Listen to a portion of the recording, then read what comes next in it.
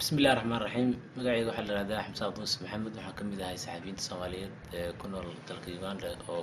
ka soo tagay dalka Soomaaliya kadib markii dhibaatooyin fara badan ay la kulmeen oo dhinaca amniga ugu badan tahay isla markaasna la dilay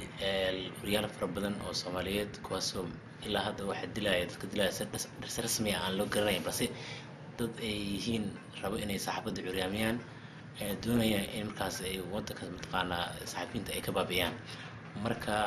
aan nafteeda xataa anoo ka shaqeynaya saxaafadda horumarinteeda ayaan dhaawacmay ilkaan ujeedo waa xabad halkan markaan imaanaya xabad baa igu jirtay qalin baa lagu sameeyey aad baana mataqaanaa uga xunnahay dhibaatooyinka lagu hayo dacdiyada lagu hayo wariyaasha Soomaaliyeed guud ahaan Soomaaliya meel kasta ay ka joogaan waagi hore saxafiyiinta waa la xiri jiray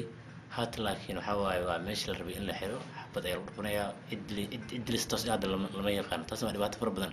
oo saxafiyiinta ku khasbtay inay dibadaha cararaan qaxootin u keenin dalalka East Africa sida Djibouti, Kenya, Uganda iyo